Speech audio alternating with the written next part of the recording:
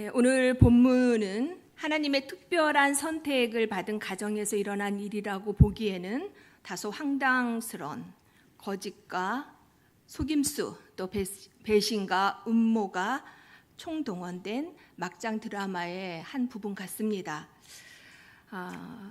창세기 27장은 잘 아시는 내용입니다. 적극적이고 용이 주도한 어머니의 도움을 받은 아들이 아버지를 속이고 친형의 축복을 가로채면서 언약 가정이 그야말로 풍비박산나는 불행한 사건을 다루고 있습니다.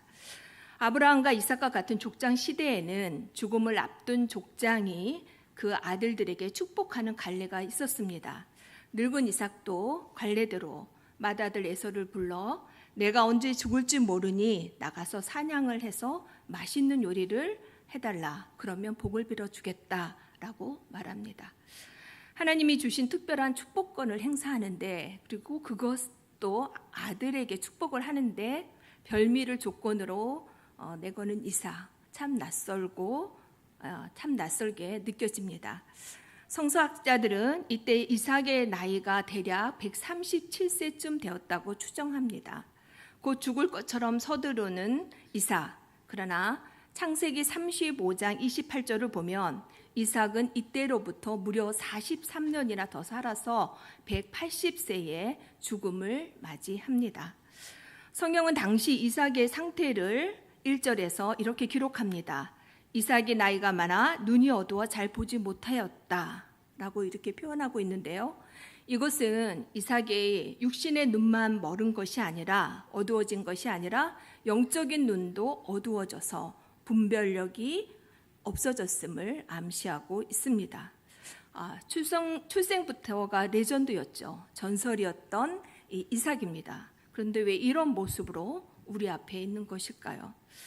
우리가 알고 있었던 27장 이전의 이삭 어떤 사람이었습니까? 자신을 죽여 각을 떠서 불태워 번제로 하나님께 드리려고 했던 그 아버지의 손을 이렇게 제압하거나 또 대항하지 않고 잠잠히 순종했던 사람입니다. 그리고 해지는 들녘에서 묵상하며 하나님과 교제했을 뿐만 아니라 결혼 후 오랫동안 불임으로 힘들어하는 아내를 위해서 하나님께 간구했던 기도의 사람입니다. 그날 목자들의 부당한 요구에도 자신이 애써 이렇게 우물을 3번이나 이렇게 양보하면서 다투지 않았던 온유한 성품이었습니다. 그래서 이웃 왕으로부터 여호와께서 너와 함께 하심을 우리가 분명히 보았도다 이렇게 인정받은 사람이었습니다.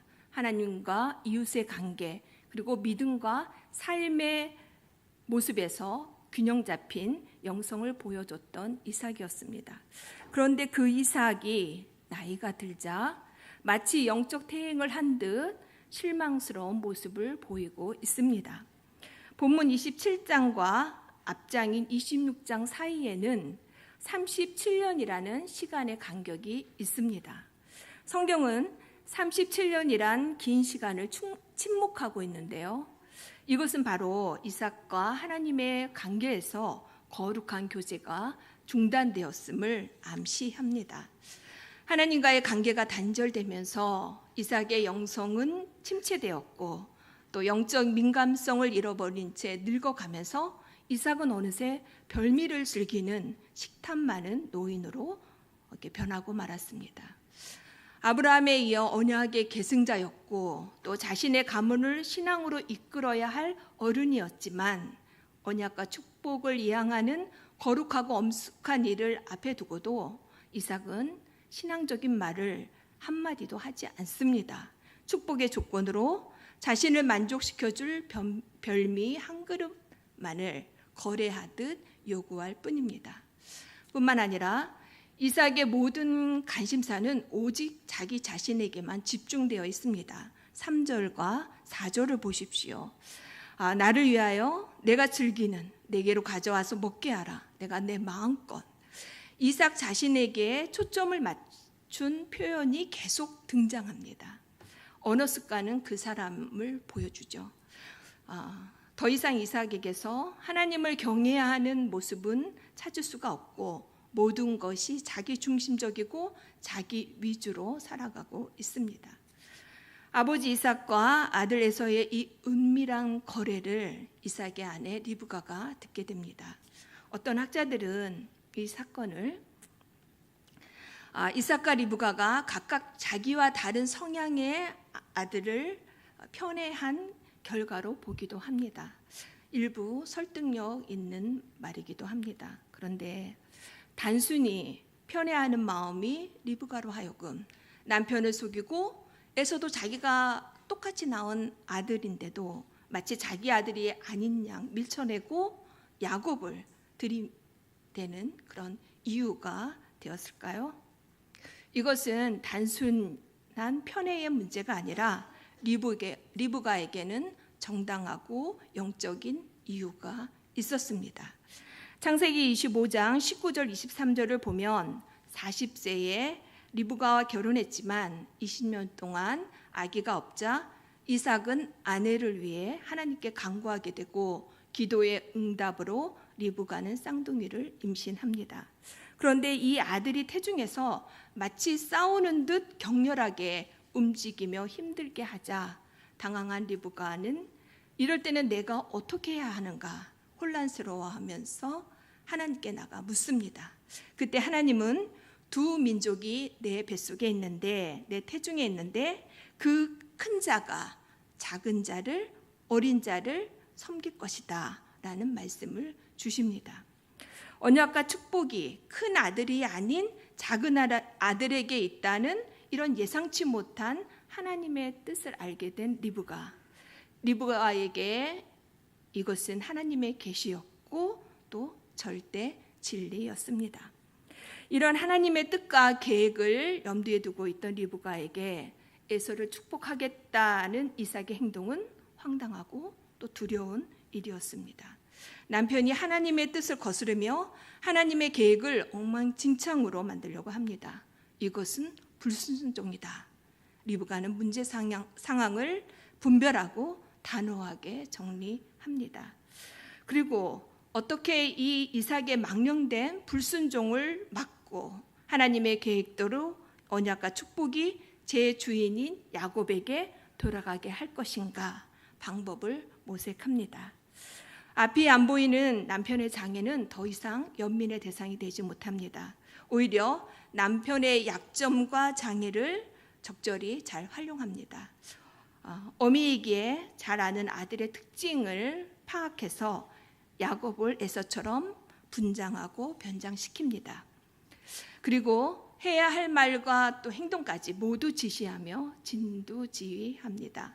리브가는 하나님의 계획대로 야곱이 축복을 받아야 한다는 그 목적에 집착합니다. 그리고 그 목적을 이루기 위해서는 수단과 방법은 어떻게 돼도 상관없다는 그런 생각으로 거룩한 축복의 자리를 거짓과 속임수로 얼룩지게 만듭니다. 목적이 선하다고 모든 방법이 다 정당화되지는 않습니다. 정당하지 못한 방법과 또 과정으로 일을 해놓고 목적을 이루기 위해 그렇게 했다고 합리화할 수 없습니다. 아무리 좋은 일이어도 설령 하나님의 일일지라도 방법이 악하고 또 정당하지 않으면 부작용을 낳게 됩니다. 그러나 정당하지 않은 방법과 과정을 이렇게 총동원하면서도 리브가는 전혀 거침이 없습니다. 오히려 걱정하며 주저하는 야곱에게 이로 인한 저주는 나에게 돌려라. 모든 책임은 내가 지겠다. 호언장담 만용을 부립니다. 뿐만 아니라 남편이 에서에게 축복하려는 다급한 상황이 되자 리브가는 이 문제를 해결하기 위해 자신이 주도권을 쥐고 움직이기 시작합니다. 8절과 13절을 보면 내 아들아 내 말을 따라 내가 명하는 대로 하라 꼭 거듭 말합니다. 하나님이 원하시는 뜻을 따라 또 하나님이 명하시는 대로 하나님의 말씀대로 하라고 하지 않습니다. 모든 일을 주도하며 해결사를 자처하는 리브가의 모습은 자신을 위해 별미를 부탁하던 지극히 자기 중심적인 이삭과 다를 바가 없습니다. 하나님을 전혀 의식하지 않습니다. 이때만큼은 리브가가 주권자가 되고 또 주인공입니다. 리브가 그 어디에서도 하나님은 존재하지 않습니다. 이삭의 제가 영적 침체에 자신을 방치하고 또 영적으로 둔감해져서 분별력을 잃고 하나님의 뜻을 거스른 것이라면, 리브가의 죄는 하나님의 뜻을 알고 그 뜻을 이루려고 했지만 그 뜻을 이루기 위해 정당하지 못한 방법을 동원하고 또 자신이 주도권을 휘두르며 해결하려고 했던 것입니다. 각자 다른 생각을 품고 자기 방식대로 자기의 소견을 따라 일을 풀어간 이 사건은 이삭의 가족 모두에게 큰 상처와 죄책감 그리고 쓴뿌리를 남기게 됩니다. 성경은 이 사건의 중심 인물이었던 리브가와 야곱, 이 두 사람의 행동을 즉시 대놓고 정죄하거나 비판하지는 않습니다. 그러나 이후 성경을 우리가 보게 되면 이들의 삶에 개입하셔서 이들을 책망하시는 하나님을 발견할 수 있습니다. 야곱은 하나님의 축복이 경제적인 가치로는 환산할 수 없는 엄청난 영적 축복이 포함되어 있다는 것을 알고 또 그것을 귀하게 여기며 사모했습니다. 하지만 아버지와 형을 속이고 스스로 움켜쥐고 쟁취하려고 했던 그 대가를 톡톡히 치르게 됩니다.